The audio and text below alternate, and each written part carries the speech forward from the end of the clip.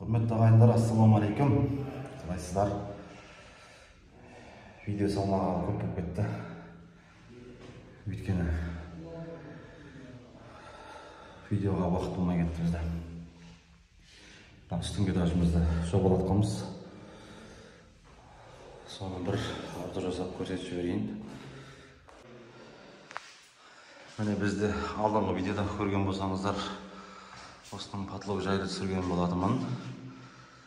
Стенасы осындай обой болды.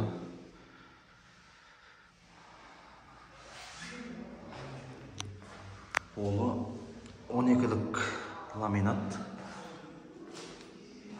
Плинтус МДФ. Плинтус. Шетіне бір жарым колық жабыстырдық. Көтеріліп кетпес үшін. Мына жерге подштолға осылай қалды. Артына гарнизелетін боламыз. Міне есікті бәрін жасап қойдық. Обналичкасы қағылды. Мынау іші кәдімгі ЛДСП. Содан кестіріп әкеп салған болатынмын. Есік магнитный механизм.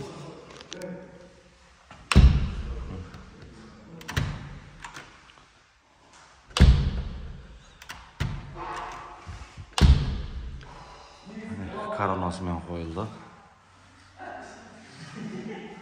Стена мокрый щелк. Мына жері песок болды, рамканың іші. Потолок. Мына жерге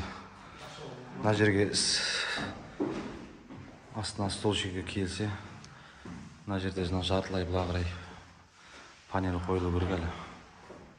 Столшигі келмей жатыр. Енді ары қарай лестница жақтары уже жасалып жатыр. Сол жалғасып былайынан молдинг түседі, төменгі бірінші этажға қарай.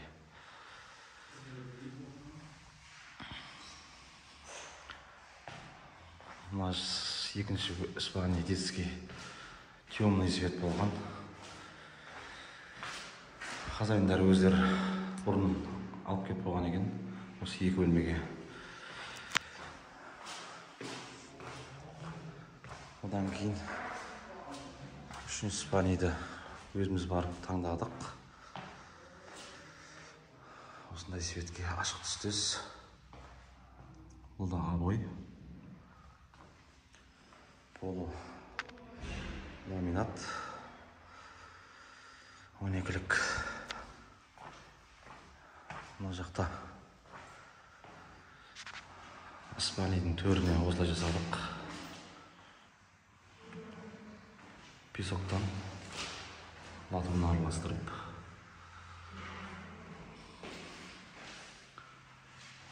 Мына жерге маралар ілінеді.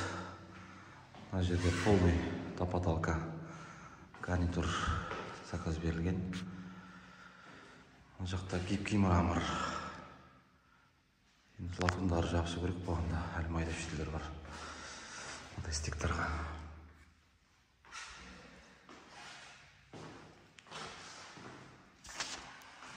Осы ағайын. Құдай қаласа. Скоро тапсырамыз. Полный қайтадан түсіретін болам. Мына жерге де светтерді алып келді. Оларды да салуымыз керек енді.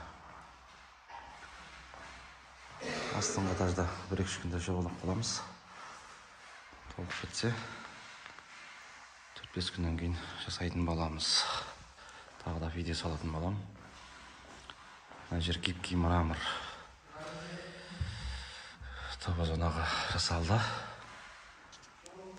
Мына жерге телевизор тұрған кезде розеткасы көрінбей қалады.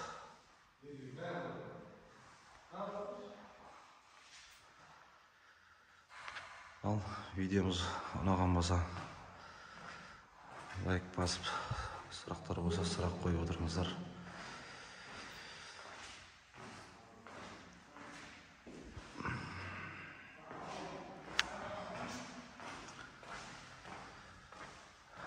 Келесі видеода астыңғы этаж полный түсіретін боламын.